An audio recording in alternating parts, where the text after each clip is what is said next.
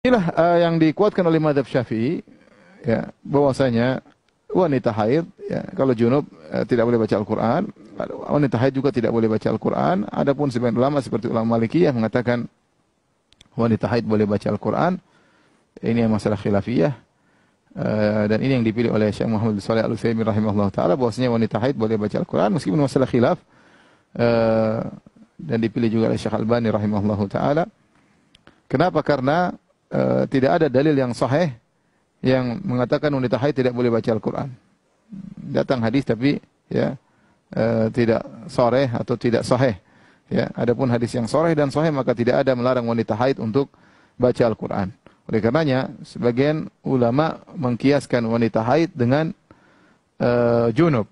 Sebagaimana junub tidak boleh baca Al-Quran, ya, karena dia hadas besar, maka demikian juga haid tidak boleh baca Al-Quran, hadas besar.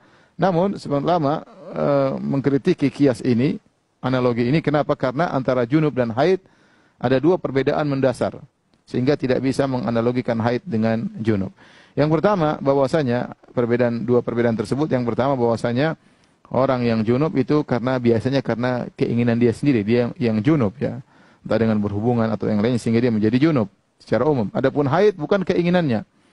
Dia adalah suatu siklus yang datang kepada seorang wanita yang dari sananya seperti itu. Kata Allah, ya, ala banati Adam, Allah telah menetapkan putri-putri Adam mengalami haid.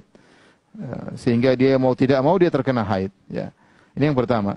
Yang kedua, kalau junub, seorang ingin mengangkat hadas junub, mudah, dia tinggal mandi selesai.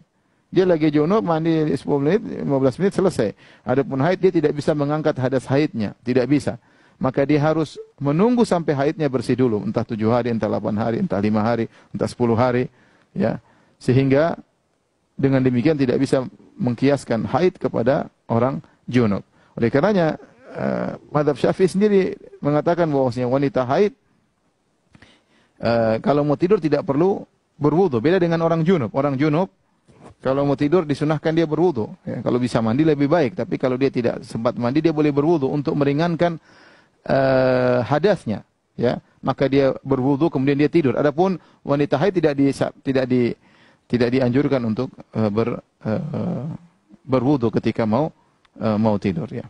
Jadi saya lebih condong pada pendapat yang mengatakan wanita haid boleh baca Al-Quran. Dia tidak boleh pegang Al-Quran, tapi dia boleh baca Al-Quran, ya. Terutama wanita-wanita yang mereka punya hafalan-hafalan yang perlu untuk dimurajaahi, ya, maka tidak mengapa mereka untuk baca Al-Quran supaya bisa murajaah hafalan, menjaga hafalan mereka.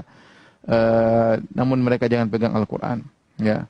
Kalau mereka pegang menggunakan kaos tangan atau memegang tidak langsung. Atau yang mudah sekarang dengan memegang semacam gadget, ya, baik HP ataupun laptop ataupun tabel yang semisalnya, ya, atau seperti iPad dan yang lainnya, ya. Maka tidak jadi masalah dia membaca lewat gadget-gadget tersebut.